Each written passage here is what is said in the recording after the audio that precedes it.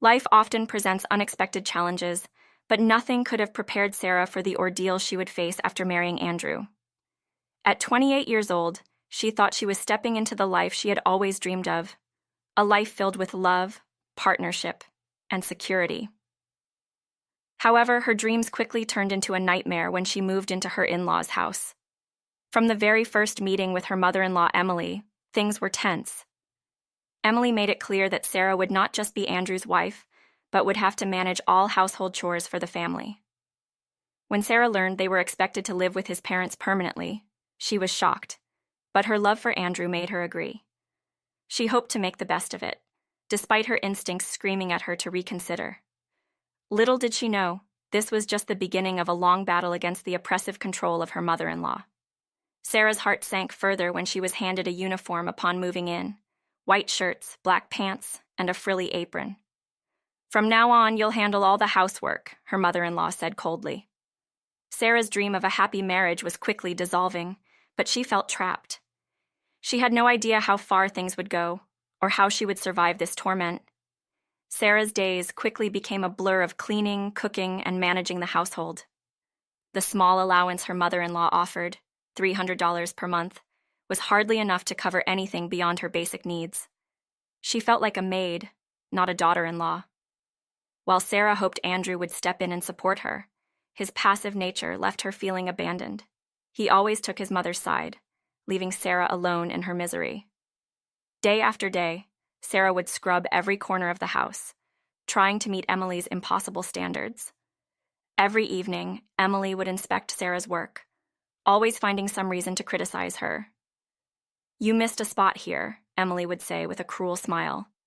"What have you been doing all day?" Sarah felt her self-worth crumble under the weight of her mother-in-law's constant disapproval.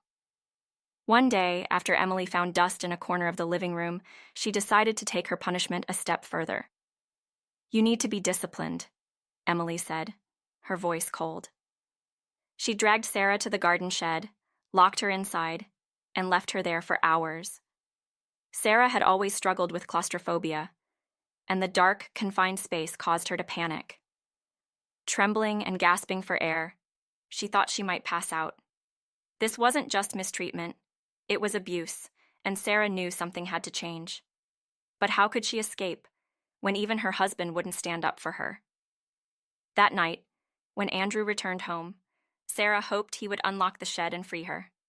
But when he finally appeared, he only looked at her from the second-floor window. "Andrew, please let me out," Sarah cried, desperate for his help. But instead of coming to her rescue, Andrew said, "You need to be a better wife. This is your fault." His words cut deeper than anything her mother-in-law had ever said. He was supposed to be her partner, her support, but instead, he was just another source of pain. Sarah couldn't believe how far he had fallen under his mother's control. After hours of waiting in the cold, Sarah was finally let out by her father-in-law, William. He apologized for not being able to help sooner, but Sarah could see that he too was under Emily's control. "I don't have much say in this house," he said softly as he led her inside. It was a small comfort, but at least someone in this family saw her suffering. He gave her a blanket and allowed her to sleep on the couch, but even that small act of kindness had to be done in secret. Emily couldn't know, or William would face her wrath as well. Exhausted and emotionally drained, Sarah fell asleep on the couch, knowing that nothing would change unless she found a way to take control of her life. The next morning, Emily's attitude was as cruel as ever. "Have you learned your lesson?" she asked, her tone dripping with disdain. Sarah nodded silently, her mind racing with thoughts of escape. She couldn't live like this anymore, locked in a cycle of abuse with no end in sight. Emily continued to punish her by withholding the small allowance Sarah had come to rely on. "You're not getting a cent from me for the next year," Emily sneered. "Maybe then you'll learn to do your job properly." Sarah's heart sank further, but she was determined not to let Emily break her. As the days passed, Sarah began to quietly gather evidence of the abuse. She recorded conversations with her mother-in-law and Andrew, hoping that one day she could use these recordings to free herself. But until then, she had to play the part of the obedient wife and daughter-in-law. She followed Emily's every command, working from morning until night, trying to avoid any mistakes that would lead to more punishment. But no matter how hard she worked, it was never enough. Emily always found something to criticize, and Andrew never came to her defense. Sarah began to lose hope that things would ever change. She felt trapped, powerless, and completely alone in a house where she was treated like a servant. But despite the overwhelming despair, a small part of her refused to give up. One evening, after another grueling day of work, Sarah overheard a conversation between Andrew and his mother.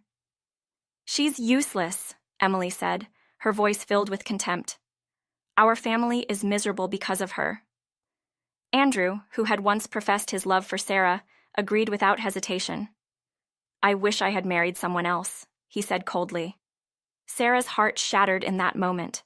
All the love she had once felt for Andrew was gone, replaced by a deep sense of betrayal.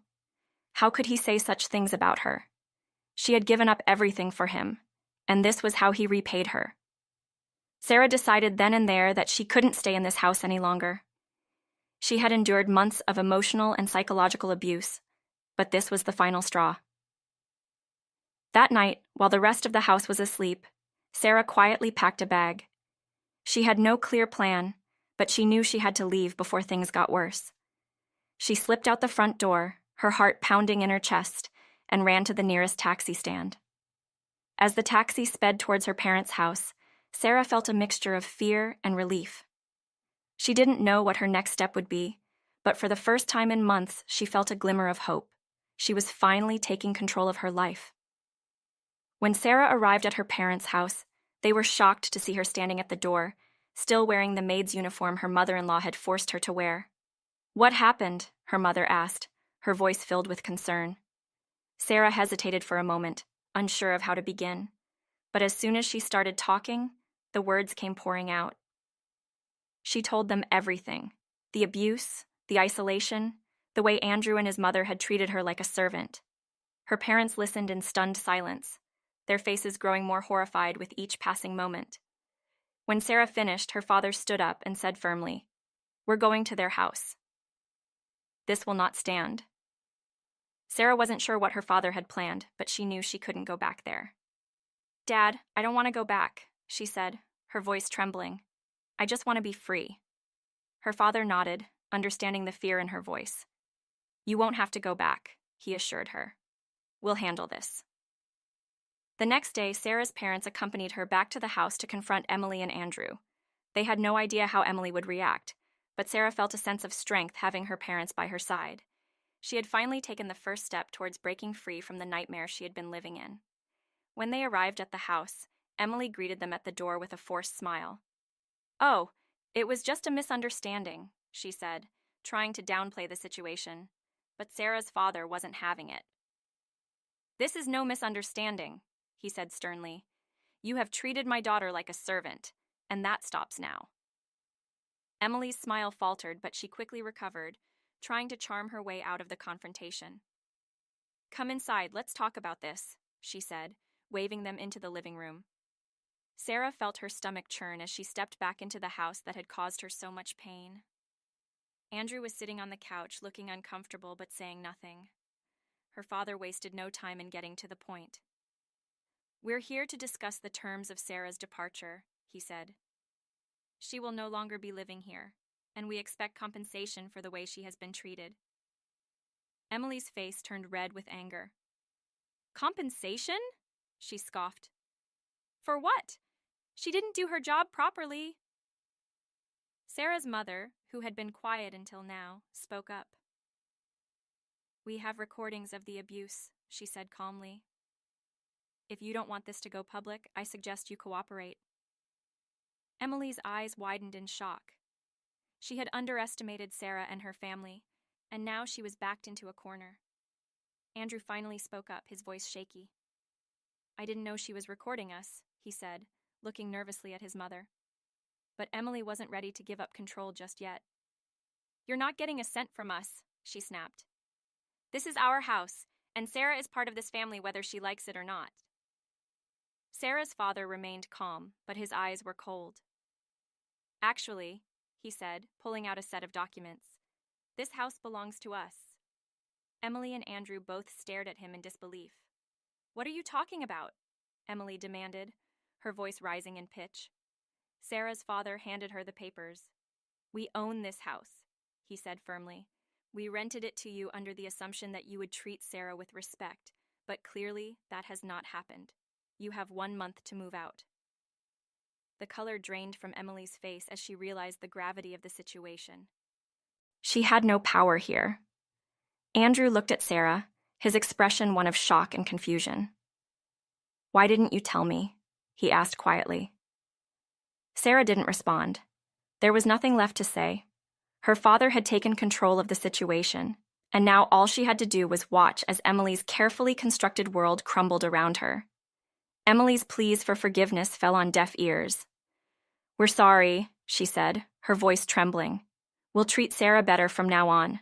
Please don't make us leave." But Sarah's father was unmoved. "You've had your chance," he said firmly. "This ends now."